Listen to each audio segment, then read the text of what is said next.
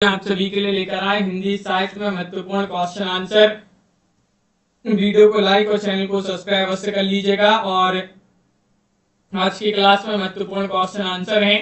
हिंदी साहित्य में अगर आपके लिए 6000 वस्तुनिष्ठ प्रश्न की पीडीएफ परचेस करना है, मात्र अभी आप सभी के लिए 200 रुपए में ये पीडीएफ मिल जाएगी।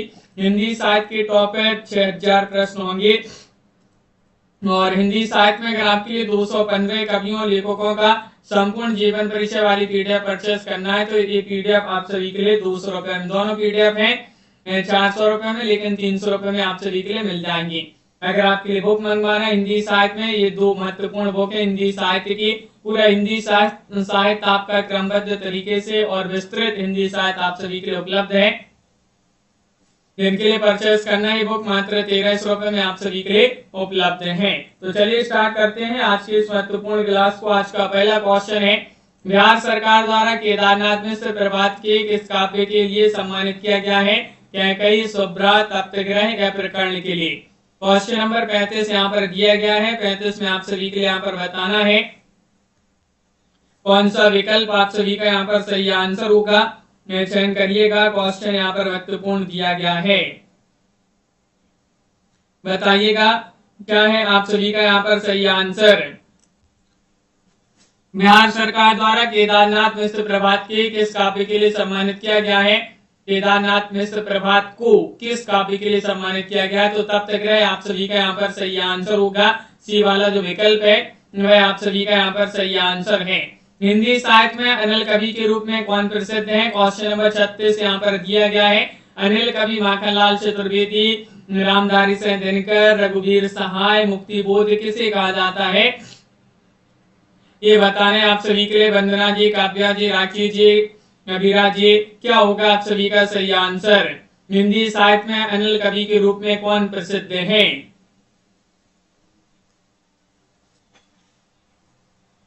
36वां क्वेश्चन यहाँ पर दिया गया है और दिनकर आप सभी का यहाँ पर सही आंसर है। रामधारी सिंह दिनकर जो है वह आप सभी का यहाँ पर सही आंसर है। अनिल कवि के रूप में ये प्रसिद्ध है। क्वेश्चन नंबर आप सभी का यहाँ पर 37 दिया गया है। 37 में आप सभी के लिए बताना है चीन भारत के युद्ध के संदर्भ में दिनकर का काव्य माना जाता है धूप और धुआं है, इतिहास के आंसू, या फिर परशुराम की प्रतीक्षा, या फिर नीम के पत्ते?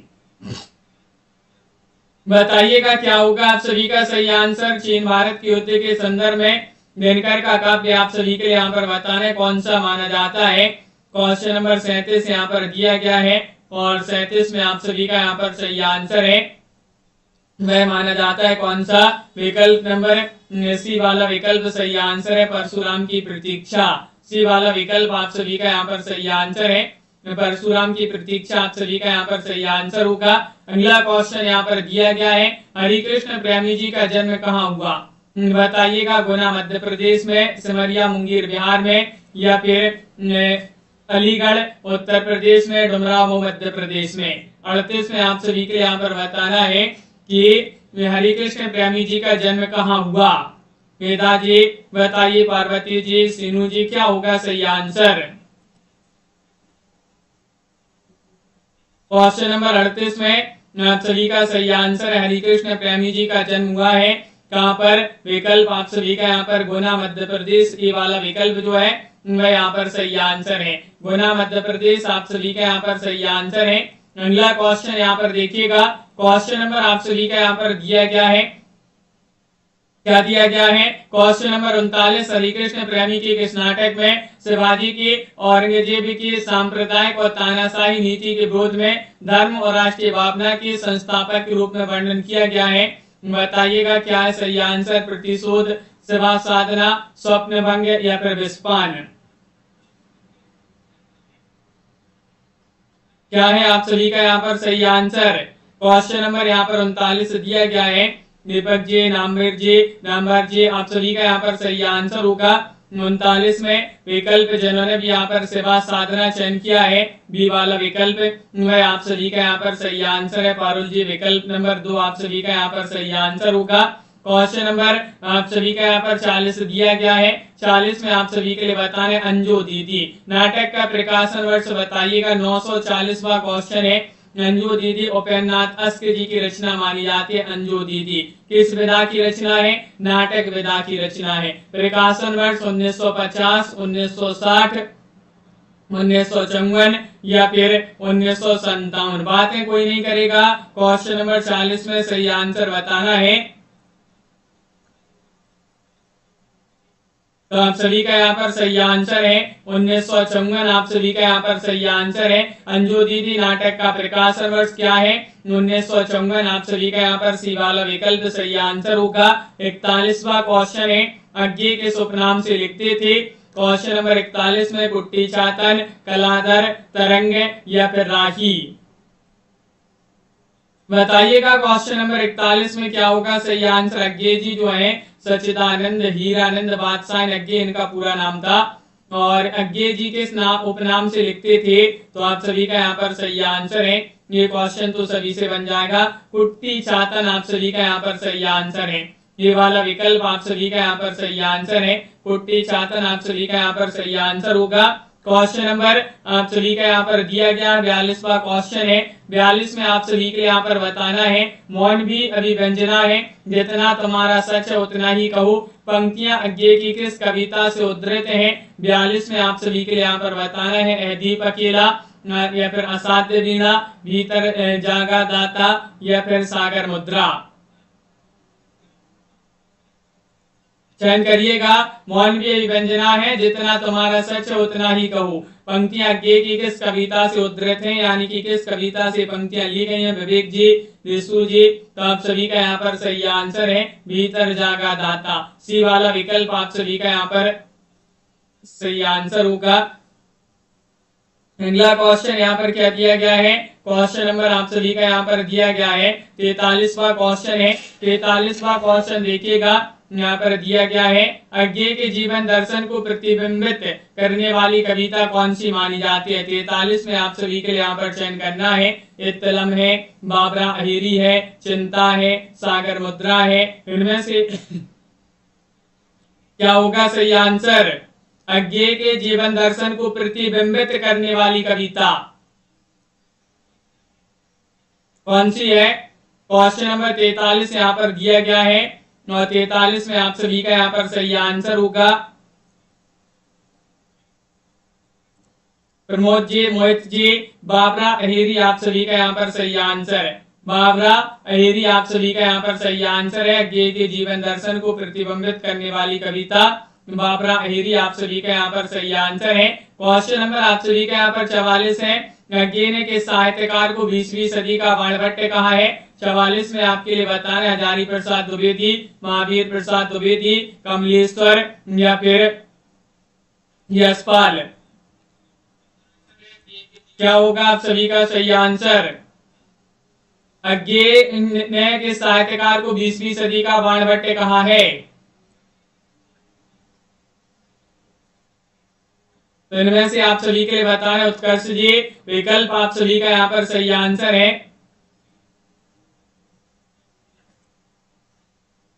विकल्प नंबर 1 सही आंसर होगा, हजारी प्रसाद द्विवेदी यहाँ पर सही आंसर है। हजारी प्रसाद द्विवेदी आप सभी का यहाँ पर सही आंसर होंगे। अगला क्वेश्चन यहाँ पर दिया गया, अज्ञे का अंतिम कहानी संग्रह आप सभी के लिए बताना है। क्या होगा आप सभी का सही आंसर? अज्ञे का अंतिम कहानी संग्रह शरणार्थी है, अमरवल्ली है, जयदोल है, परंपरा है। इनमें से आप सभी के लिए यहाँ पर बताना है कौन सा विकल्प आप सभी का यहाँ पर सही आंसर होगा। 45वां क्वेश्चन यहाँ पर दिया गया है, और आप सभी का यहाँ पर सही आंसर होगा, अज्ञे का अंतिम कहानी संग्रह अमरवल्ली माना जाता है। अमरवल्ली आप सभी का यहाँ पर सही आंसर होगा। विकल्प नंबर बी वाला विकल्प जिन्होंने भी यहाँ पर चयन किया है उनका यहाँ पर सही आंसर होगा। क्वेश्चन नंबर आप सभी का यहाँ पर दिया गया है, यहाँ पर 46वां क्वेश्चन है। 46 में आप सभी के लिए यहाँ पर चयन करना है, नागार्जुन ने भस्मांकुर काव्य किस छंद में लिखा है? छप्पय में, उल्लाला, सवैया, बरबई। इनमें से आप सभी के लिए यहाँ पर बताना है कौन सा विकल्प आप सभी का यहाँ पर सही आंसर होगा। नागार्जुन जी ने जो भस्मांकुर काव्य लिखा है वह किस छंद में लिखा है? 46वां क्वेश्चन यहाँ पर दिया गया है और 46 में आप सभी का यहाँ पर सही आंसर होगा बरबई। यहाँ पर सही आंसर है विकल्प नंबर बी वाला जो विकल्प है वह आप सभी का यहाँ पर सही आंसर होगा बरबई। जिन्होंने भी यहाँ पर चयन किया है उनका यहाँ पर सही आंसर है। अगला क्वेश्चन यहाँ पर देखिएगा, क्वेश्चन नंबर आप सभी का यहाँ पर दिया गया 47वां क्वेश्चन है, नागार्जुन जी द्वारा संपादित दीपक पत्रिका का संपादन कहाँ से होता था? नेपाल से, लाहौर से, पंजाब से या फिर दिल्ली से? क्या है सही आंसर? आवाज तो सही आ रही है, क्या मालूम आप लोग के मोबाइल में क्या है। यहाँ से तो आवाज जो है सही जा रही है। नागार्जुन द्वारा संपादित दीपक पत्रिका का संपादन कहाँ से होता था? तो आप सभी का यहाँ पर सही आंसर है पंजाब। सही आंसर होगा विकल्प नंबर सी वाला जो विकल्प है वह आप सभी का यहाँ पर सही आंसर होगा पंजाब। अगला क्वेश्चन यहाँ पर देखिएगा, क्वेश्चन नंबर आप सभी का यहाँ पर 48 दिया गया है। 48 में आप सभी के लिए चयन करना है। क्या दिया गया? नागार्जुन के से उपन्यास में मठाधीशों के घृणित कृत्यों का नग्न चित्रण है। 48 में आप सभी के लिए यहाँ पर चयन करना है। बताइएगा क्या होगा सही आंसर? कुंभीपाक, उग्रतारा, इमरतिया, गरीबदास, इनमें से चयन करिएगा। बताइएगा नागार्जुन के किस उपन्यास में मठाधीशों की घृणित कृत्यों का चित्रण नग्न चित्रण है? 48वां क्वेश्चन यहाँ पर दिया गया है और इमरतिया आप सभी का यहाँ पर सही आंसर है। सी वाला विकल्प जो है वह आप सभी का यहाँ पर सही आंसर होगा। इमरतिया आप सभी का यहाँ पर सही आंसर। अगला क्वेश्चन यहाँ पर देखिएगा, क्वेश्चन नंबर आप सभी का यहाँ पर दिया है 49वां क्वेश्चन है। यह प्रयोगधर्मी कवि है जो विचारों से मार्क्सवादी, संस्कारों से व्यक्तिवादी और अनुभव से रोमानी नजर आते हैं। 49 में आप सभी के लिए बताना है अज्ञे, नागार्जुन, शमशेर बहादुर से, रघुवीर सहाय, क्या होगा सही आंसर? यह प्रयोगधर्मी कवि हैं जो विचारों से मार्क्सवादी, संस्कारों से व्यक्तिवादी और अनुभव से रोमानी नजर आते हैं। कौन है? 49 में आप सभी के लिए यहाँ पर चयन करना है।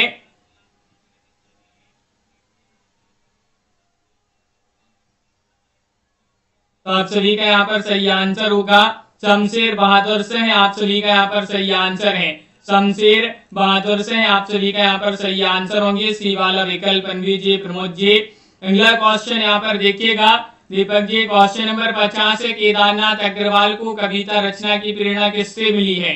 पिता हनुमान प्रसाद गुप्ता से, माता घसीटो देवी से, अध्यापक रामकृष्ण सिलीमुख से या फिर मित्र रामनारायण गुप्ता जी से? 50 में आप सभी के यहाँ पर चयन करना है। फारूक जी तो चयन करिएगा आप सभी लोग सही आंसर कि केदारनाथ अग्रवाल जी जो है इनके लिए कविता रचना की प्रेरणा किससे मिली है? तो आप सभी का यहाँ पर सही आंसर होगा इनके लिए अध्यापक रामकृष्ण सिलीमुख से ये प्रेरणा मिली है। सी वाला विकल्प आप सभी का यहाँ पर सही आंसर अध्यापक रामकृष्ण सिलीमुख से। अगला क्वेश्चन यहाँ पर देखिएगा, क्वेश्चन नंबर आप सभी का यहाँ पर दिया गया 51वां क्वेश्चन है। रामविलास शर्मा ने किस कवि को हिंदी का जातीय कवि कहा है? सूरदास, तुलसीदास, कबीरदास या फिर देव कवि को? इनमें से आप सभी के लिए यहाँ पर बताना है कौन सा विकल्प आप सभी का यहाँ पर सही आंसर है। 51वां क्वेश्चन दिया गया है और आप सभी का यहाँ पर सही आंसर होगा रामविलास शर्मा ने किस कवि को हिंदी का जातीय कवि कहा है? तो यहाँ पर सभी लोगों ने तुलसीदास चयन किया है। ये तुलसीदास आप सभी का यहाँ पर सही आंसर है। बहुत बढ़िया, सभी के लिए पता है तुलसीदास आप सभी का यहाँ पर गोस्वामी तुलसीदास सही आंसर होंगी। क्वेश्चन नंबर 52 यहाँ पर दिया गया है रामविलास शर्मा की प्रथम प्रौढ़ रचना आप सभी के लिए यहाँ पर बताना है कौन सी है? रामचिन्ह है, परंपरा का मूल्यांकन, निराला या प्रेमचंद है? 52 में आप सभी के लिए यहाँ पर बताना है क्या होगा सही आंसर? चयन करिएगा, क्वेश्चन यहाँ पर महत्वपूर्ण है और रामविलास शर्मा की प्रथम प्रौढ़ रचना आप सभी के लिए यहाँ पर बताना है, तो वह मानी जाती है कौन सी? आप सभी का सही आंसर है प्रेमचंद। प्रेमचंद आप सभी का यहाँ पर सही आंसर है। विकल्प नंबर डी वाला जो विकल्प है वह आप सभी का यहाँ पर सही आंसर होगा। क्वेश्चन नंबर आप सभी का यहाँ पर दिया गया है, क्वेश्चन 53वां क्वेश्चन है, विष्णु प्रभाकर की प्रतिनिधि रचना कौन सी है? क्वेश्चन नंबर 53 में आप सभी के लिए बताना है। बताइए। अमर शहीद भगत सिंह, लिपस्टिक की मुस्कान, युगी युगी क्रांति, आवारा मसीहा, इनमें से आप सभी के लिए यहाँ पर चयन करना है। विष्णु प्रभाकर की प्रतिनिधि रचना कौन सी है?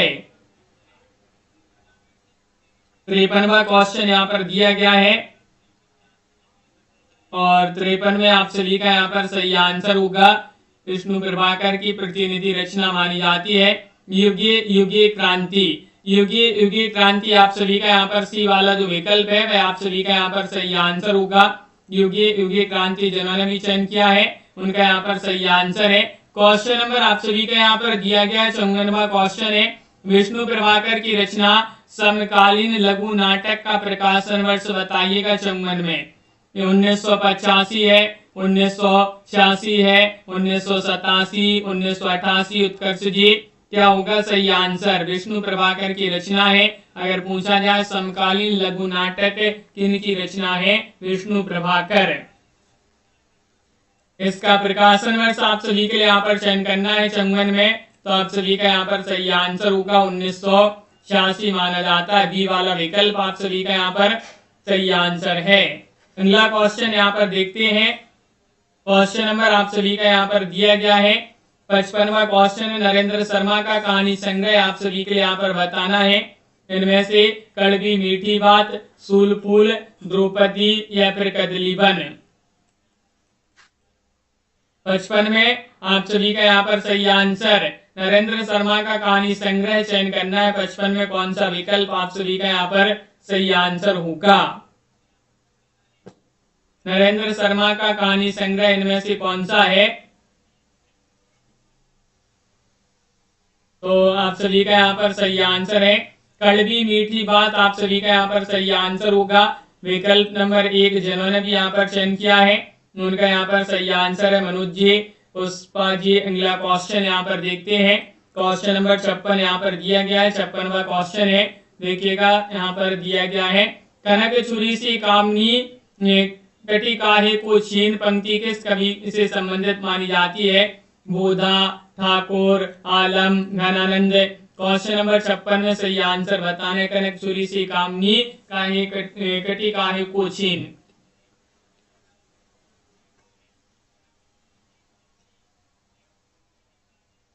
छप्पन में आप सभी के लिए यहाँ पर चयन करना है, तो आप सभी का यहाँ पर सही आंसर है 56 में आलम। आप सभी का यहाँ पर सही आंसर होंगे। आलम जिन्होंने भी यहाँ पर चयन किया है उनका यहाँ पर सही आंसर है। क्वेश्चन नंबर आप सभी का यहाँ पर 57 दिया है, आलम की रचनाओं का संग्रह आलम केली नाम से किसने प्रकाशित कराया है? तनु जी यहाँ से तो आवाज जो है सही आ रही है, बताइएगा क्या होगा सही आंसर आप सभी का? आलम की रचनाओं का संग्रह है आलम केली नाम से किसने प्रकाशित कराया है? 57 में आप सभी के लिए बताना है हजारी प्रसाद द्विवेदी, लाला भगवान दीन, राम कुमार वर्मा, रामचंद्र शुक्ल। 57 में आप सभी के लिए यहाँ पर चयन करना है,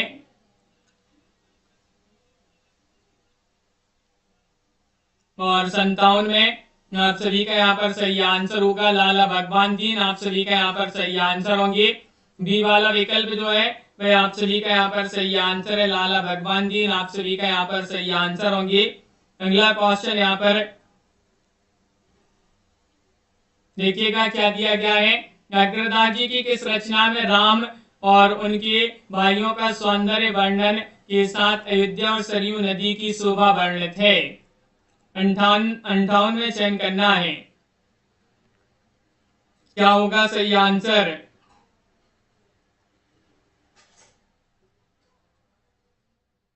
क्वेश्चन नंबर आप सभी का यहाँ पर 58 दिया गया है और आप सभी का सही आंसर क्या होगा?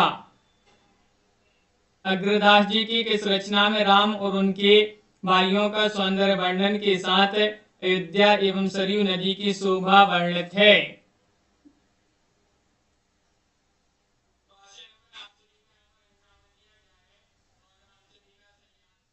तो यहाँ पर सही आंसर होगा राम ध्यान मंजरी। विकल्प आप सभी का यहाँ पर सी वाला जो विकल्प है राम ध्यान मंजरी आप सभी का यहाँ पर सही आंसर है।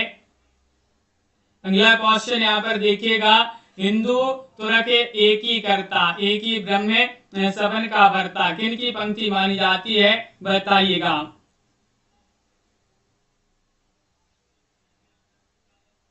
क्या होगा सही आंसर? क्वेश्चन नंबर 59 यहाँ पर दिया गया है, हिंदू तुरक एक ही कर्ता एक ही ब्रह्म सबन का भरता किन की पंक्ति मानी जाती है? तो आप सभी का यहाँ पर 59 में सही आंसर होगा विकल्प आप सभी का यहाँ पर जो डी वाला विकल्प है मलुकदास वह आप सभी का यहाँ पर सही आंसर होंगे। मलुकदास आप सभी का यहाँ पर सही आंसर है। अगला क्वेश्चन यहाँ पर दिया गया है 60वां क्वेश्चन है, निरंकुश अति निडर रसिक जस रसना गायो पंक्ति नाभादास जी ने किसके लिए लिखी है? कबीरदास, तुलसीदास, सूरदास, मीराबाई। इनमें से आप सभी के लिए यहाँ पर बताना है कौन सा विकल्प आप सभी का यहाँ पर सही आंसर होगा। निरंकुश अति निडर रसिक जस रसना गायो पंक्ति नाभादास जी ने किसके लिए लिखी है? श्रीकांत जी, कंचन जी, आप सभी का यहाँ पर सही आंसर है। ये पंक्ति लिखी है मीराबाई जी के लिए। मीराबाई आप सभी का यहाँ पर सही आंसर है। डी वाला जो विकल्प है वह आप सभी का यहाँ पर सही आंसर होंगे मीराबाई। अगला क्वेश्चन यहाँ पर देखते हैं। क्वेश्चन नंबर आप सभी का यहाँ पर 61 दिया गया है, रहीमदास जी की किस रचना का प्रकाशन ब्रजरत्न दास ने कराया है? रहीम विलास, मदनाष्टक, रासपंचाध्याय, केटकोतुकम। इनमें से आप सभी के लिए सही आंसर चयन करना है। क्या होगा सही आंसर, बताइएगा। क्वेश्चन यहाँ पर महत्वपूर्ण है और आप सभी का यहाँ पर 61 में आप सभी के लिए बताने, रहीमदास जी की किस रचना का प्रकाशन ब्रजरत्न दास ने कराया है? रहीम विलास आप सभी का यहाँ पर सही आंसर होगा। ये वाला विकल्प जो है वह आप सभी का यहाँ पर सही आंसर है। रहीम विलास आप सभी का यहाँ पर सही आंसर होगा। क्वेश्चन नंबर आप सभी का यहाँ पर दिया गया 62वां क्वेश्चन है, केशवदास जी की किस रचना में प्रतीक शैली का प्रयोग हुआ है? वह रचना आप सभी के लिए यहाँ पर बताने कौन सी रचना है? कवि प्रिया है, रसिक प्रिया है, रतन बाबनी है, विज्ञान गीता है। क्या होगा आप सभी का सही आंसर? केशवदास की किस रचना में प्रतीक शैली का प्रयोग हुआ है? सुखलाल जी, नवीन जी, आप सभी का यहाँ पर सही आंसर होगा। 62वां क्वेश्चन है और 62 में आप सभी का सही आंसर है विज्ञान गीता। डी वाला जो विकल्प है विज्ञान गीता वह आप सभी का यहाँ पर सही आंसर होगा। अगला क्वेश्चन यहाँ पर दिया गया है। क्वेश्चन नंबर आप सभी का यहाँ पर क्या दिया गया है? यहाँ पर 63वां क्वेश्चन है, दादू पंथियों के अनुसार दादू दयाल के गुरु कौन थे? क्वेश्चन नंबर 63 में आप सभी के लिए यहाँ पर बताना है नाभादास, कमाल, कबीर या प्रबुद्धन। 63 में बताने दादू पंथियों के अनुसार पूछा गया है दादू दयाल के गुरु कौन थे? और आप सभी का यहाँ पर सही आंसर है। लाइक अवश्य करते जाइएगा वीडियो को सभी लोग जिन्होंने इस क्लास को अभी तक लाइक नहीं किया है। आप सभी का यहाँ पर सही आंसर है बुद्धन। आप सभी का यहाँ पर डी वाला जो विकल्प है वह आप सभी का यहाँ पर सही आंसर है। क्वेश्चन नंबर आप सभी का यहाँ पर दिया गया है 64वां क्वेश्चन है, किस विद्वान ने सूरदास जी के ग्रंथ सूरसागर को उपालंब काव्य कहकर संबोधित किया है? 64वां क्वेश्चन है, हजारी प्रसाद द्विवेदी, डॉक्टर नगेंद्र, उदय नारायण तिवारी, श्याम सुंदर दास। 64 में आप सभी का यहाँ पर सही आंसर क्या है? संजीव जी बताइए। रेणु प्रकाश जी, किस विद्वान ने सूरदास जी के ग्रंथ सूरसागर को उपालंब काव्य कहकर संबोधित किया है? यह आप सभी के लिए यहाँ पर बताना है। तो आप सभी का यहाँ पर सही आंसर होगा विकल्प। आप सभी का यहाँ पर क्या सही आंसर? डॉक्टर नगेंद्र आप सभी का यहाँ पर सही आंसर है। भाई आप सभी का यहाँ पर सही आंसर है डॉक्टर नगेंद्र, यहाँ पर सही आंसर होंगे। क्वेश्चन नंबर आप सभी का यहाँ पर दिया गया है, क्वेश्चन नंबर आप सभी का 65 है। चतुर्भुज दास जी का जन्म कहाँ हुआ है? 65 में आपके लिए बताना है मथुरा में, किशनपुरा में, जमुनावतऊ में, सीही में। 65 में आप सभी के लिए यहाँ पर चयन करना है, क्या होगा आप सभी का सही आंसर? बताइएगा, चयन करिएगा।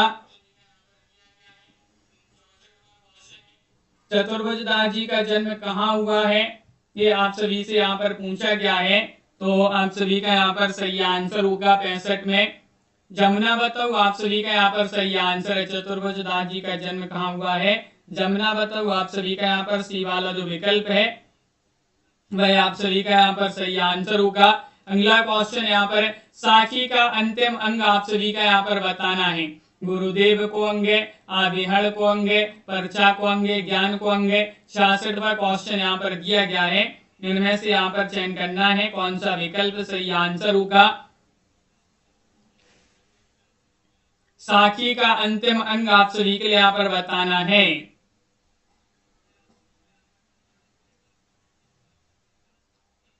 और माधुरी जी आप सभी का यहाँ पर निशा जी सही आंसर होगा आविहड़ को अंग। आविहड़ को अंग आप सभी का यहाँ पर बी वाला जो विकल्प है वह आप सभी का यहाँ पर सही आंसर होगा। अगला क्वेश्चन है रामानंद के 12 शिष्यों का वर्णन किस ग्रंथ में मिलता है? वह ग्रंथ है नावादास कृत भक्तमाल में, कालिदास त्रिवेदी कृत कालिदास हजारा में, ध्रुवदास कृत नामावली में, या फिर 252 वैष्णव की वार्ता में।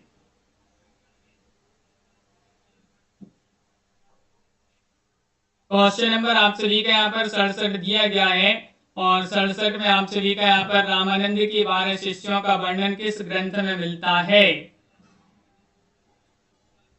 तो 67 में आप सभी का यहाँ पर सही आंसर होगा विकल्प नंबर 1 नावादास कृत भक्तमाल। आप सभी का यहाँ पर ये वाला विकल्प आपका सही आंसर है, नावादास कृत भक्तमाल आप सभी का यहाँ पर सही आंसर होगा। अगला क्वेश्चन यहाँ पर दिया गया है भक्ति आंदोलन को ईसाई संतों के प्रभाव का परिणाम किसने माना है? 68 में आप सभी के लिए यहाँ पर बताने आचार्य रामचंद्र शुक्ल, डॉक्टर नगेंद्र, हजारी प्रसाद द्विवेदी, जॉर्ज ग्रिसन। 68 में आप सभी का यहाँ पर सही आंसर क्या होगा? सभी के मोबाइल में आवाज सही नहीं आ रही क्या? यहाँ से तो जो है हम आवाज भी सुनते जा रहे हैं, तो यहाँ से तो जो है सही आवाज आ रही है। क्वेश्चन नंबर 68 में आप सभी के लिए बताना है भक्ति आंदोलन को ईसाई संतों के प्रभाव का परिणाम किसने माना है? और 68 में सभी लोगों ने जॉर्ज ग्रिसन चयन किया है, डी वाला विकल्प आप सभी का यहाँ पर सही आंसर होगा। जॉर्ज ग्रिसन जिन्होंने भी चयन किया है उनका यहाँ पर सही आंसर होगा। क्वेश्चन नंबर आप सभी का यहाँ पर दिया गया 69वां क्वेश्चन है विद्यापति केशव भक्ति में रचे गए पद कहलाते हैं? शिवम, नचारी, ओमकार या फिर पदावली?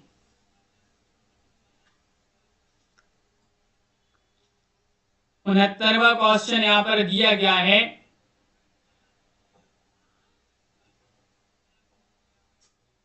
विद्यापति के शिव भक्ति में रचे गए पद कहलाते हैं?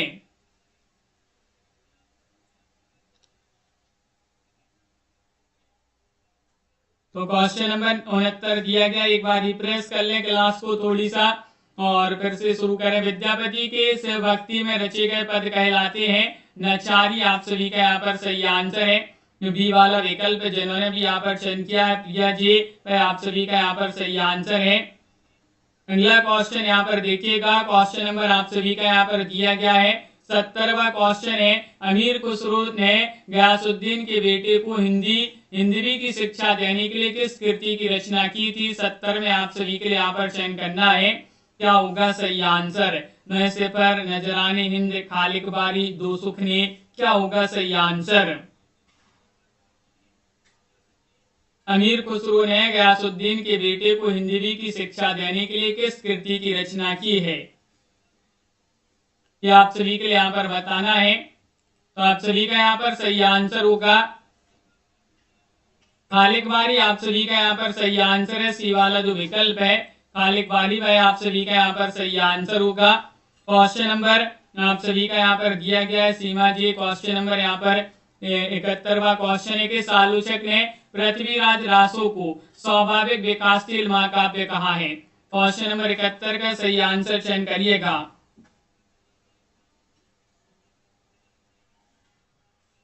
आचार्य Ramchandra Shukla, Shyam Sundar Das, Babu Gulab Rai, doctor Nagendra. Question number 971वां क्वेश्चन यहाँ पर दिया गया है, किस आलोचक ने पृथ्वीराज रासो को स्वाभाविक विकासशील महाकाव्य कहा है। ये आप सभी के लिए यहाँ पर चयन करना है।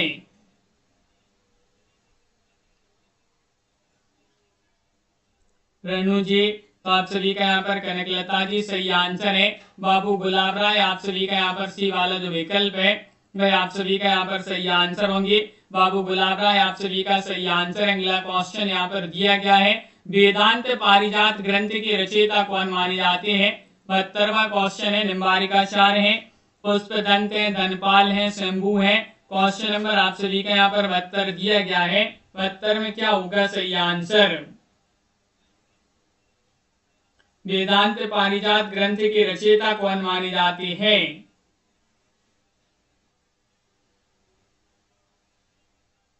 और 72 में आप सभी का यहाँ पर सही आंसर है। ये ग्रंथ माना जाता है, निम्बारिकाचार्य जी जो है उन्हीं का ये ग्रंथ माना जाता है। विकल्प नंबर 1 आप सभी का यहाँ पर सही आंसर होंगे। निम्बारिकाचार्य आप सभी का यहाँ पर सही आंसर है। अगला क्वेश्चन यहाँ पर क्या दिया गया है। क्वेश्चन नंबर आप सभी का यहाँ पर देखते हैं। यहाँ पर 73वां क्वेश्चन है, चंदनवाला रास में कितने छंद हैं। 73वां क्वेश्चन छंद पूछा गया 105, 68 या फिर 35 या फिर 22 छंद हैं।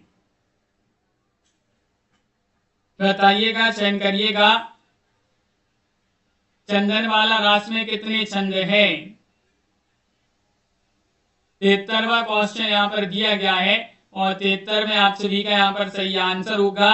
इसमें छंद पूछे गए तो 35 छंद है। सी वाला विकल्प आप सभी का यहाँ पर सही आंसर है। चंदनवाला रास आशुगु कवि की रचना मानी जाती है। चंदनवाला रास 35 छंद है। 73वां क्वेश्चन है, इनमें से कौन सी रचना है जो जालौर में लिखी गई है। जालौर में भक्तेश्वर बाहुबली रास या फिर चंदनवाला रास या फिर स्थूलिपत्र रास या शब्दानुशासन। क्वेश्चन आप सभी का यहाँ पर महत्वपूर्ण दिया गया है। वह रचना जो जालौर में लिखी गई है कौन सी रचना है। काव्या जी बताइए। 974वां क्वेश्चन यहाँ पर दिया गया है और चंदनवाला राशि रचना जो है ये जालौर में लिखी गई थी। आशुगु कवि की रचना चंदनवाला रास और जालौर में लिखी गई थी। अगला क्वेश्चन यहाँ पर देखिएगा क्या दिया गया है कि स्वयंभू की इस रचना में भक्ति की तन्मयता, काव्य की सरसता एवं प्राकृतिक सौंदर्य का सूक्ष्म वर्णन है। क्वेश्चन नंबर 75 में आपके लिए यहाँ पर बताना है रिटर्न नेमिचर्यो, पयुमचर्यो, शंभु छंदस कोई नहीं। 75 में आप सभी के लिए यहाँ पर बताना है शंभु की किस रचना में भक्ति की तन्मयता, काव्य की सरसता और प्राकृतिक सौंदर्य का सूक्ष्म वर्णन है। 75वां क्वेश्चन यहाँ पर दिया गया है और 75 में आप सभी का यहाँ पर सही आंसर होगा पयुमचर्यो। पयुमचर्यो ये शंभु की 3 रचनाएं उपलब्ध हैं, रिटनेमिचर्यो, पयुमचर्यो और शंभु छंदस। अगला क्वेश्चन यहाँ पर दिया गया है। क्वेश्चन नंबर आप सभी का यहाँ पर 76 है, किस विद्वान के अनुसार गोरखनाथ कांगड़ा के निवासी थे। 76 में चयन करना वह विद्वान कौन थे, विद्वान बता दीजिएगा। आचार्य रामचंद्र शुक्ल थे या फिर राहुल सांकृत्यायन, नंद दुलारी वाजपेयी या फिर डॉक्टर बच्चन सह। किस विद्वान के अनुसार गोरखनाथ कांगड़ा के निवासी थे।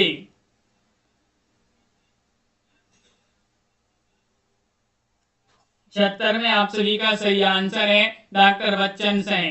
डॉक्टर बच्चन सह के अनुसार गोरखनाथ कहाँ के निवासी थे, कांगड़ा के। अगला क्वेश्चन यहाँ पर दिया गया है, किस विद्वान ने कहा है कि भक्तिवाद पर इनका प्रभाव है। इनकी साहित्य की सबसे बड़ी महत्वपूर्ण देन यह है कि आदिकाल की प्रमाणिक सामग्री प्राप्त हुई। आचार्य रामचंद्र शुक्ल, राहुल सांकृत्यायन, आचार्य प्रसाद द्विवेदी, डॉक्टर बच्चन सह। क्या होगा आप सभी का सही आंसर।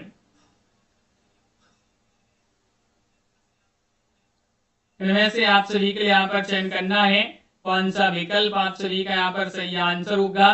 चयन करिएगा, क्वेश्चन यहाँ पर महत्वपूर्ण है।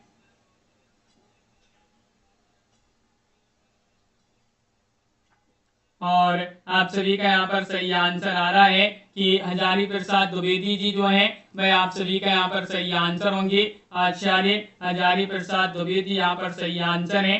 अगला क्वेश्चन यहाँ पर देखिएगा, क्वेश्चन नंबर आप सभी का यहाँ पर दिया गया है। क्या दिया है? रामेश्वर शुक्ल अंचल का प्रथम काव्य कौन सा माना जाता है? ये आप सभी के लिए यहाँ पर 78 में चयन करना है। अपराजिता है, कर्णबेला है, मधुलिका है या फिर लाल सुनर है। इनमें से आप सभी के लिए यहाँ पर चयन करना है। बताइएगा क्या है आप सभी का सही आंसर।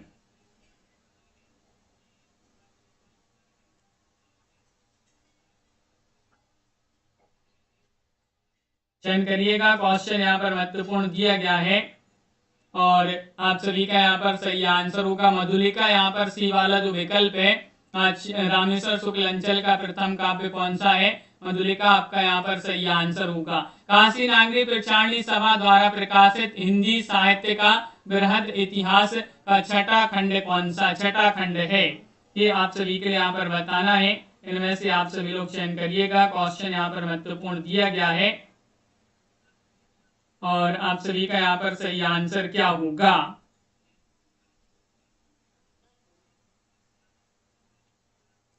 चयन करिए सभी लोग, क्वेश्चन यहाँ पर महत्वपूर्ण है और आप सभी का यहाँ पर सही आंसर आ रहा है। क्या है सही आंसर? विकल्प आप सभी का यहाँ पर बी वाला विकल्प सही आंसर है। श्रृंगार काल रीतिबद्ध, श्रृंगार काल रीतिबद्ध आप सभी का यहाँ पर सही आंसर है। काशी नागरी प्रचारणी सभा द्वारा प्रकाशित हिंदी साहित्य का बृहद इतिहास का छठा खंड श्रृंगार काल रीतिबद्ध। क्वेश्चन नंबर 14 जी यहाँ पर मधु जी दिया गया है। 80वां क्वेश्चन है कि भगवती चरण वर्मा की किस उपन्यास में कांग्रेस की स्थापना वर्ष 1885 से लेकर नमक आंदोलन के वर्ष 1930 के कालखंड में एक ही परिवार की 3 पीढ़ियों की कथा है? पतन, भूले बिसरे चित्र, चित्रलेखा या फिर 3 वर्ष। 80 में आप सभी के लिए यहाँ पर चयन करना है। 4 विकल्प यहाँ पर दिए गए हैं। भगवती चरण वर्मा जी का वह उपन्यास बताना जिसमें कांग्रेस की स्थापना वर्ष 1885 से लेकर नमक आंदोलन के वर्ष 1930 के कालखंड में एक ही परिवार की 3 पीढ़ियां की कथा है। तो भूले बिसरे चित्र आप सभी का सही आंसर भगवती चरण वर्मा जी का उपन्यास है। यशपाल जी द्वारा रचित कितनी कहानियां मानी जाती हैं? क्वेश्चन नंबर 981 में आप सभी के लिए यहाँ पर बताना है 206, 204, 202 या 200। बताइए यशपाल जी जो हैं इनके द्वारा रचित कितनी कहानियां मानी जाती हैं? प्रमोद जी, प्रिया जी, विशु जी, आप सभी का यहाँ पर रजनी जी सही आंसर होगा। यशपाल जी द्वारा रचित कहानियों की संख्या मानी जाती है 206। विकल्प 1 आप सभी का यहाँ पर सही आंसर होगा। 206 आप सभी का यहाँ पर सही आंसर है। बहुत बढ़िया, बिल्कुल सही। ये जो है आज की क्लास में बहुत ही महत्वपूर्ण क्वेश्चन आंसर थे।